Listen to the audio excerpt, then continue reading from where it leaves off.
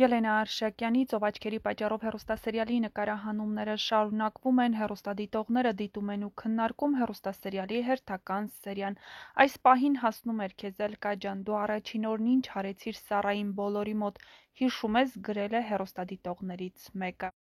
Ոչինչ, Սառա ջան, մի ընկճվի, քեզ հպարտ պահի, եթե գոռը սիրում է, հաստատ կգա քո հետևից։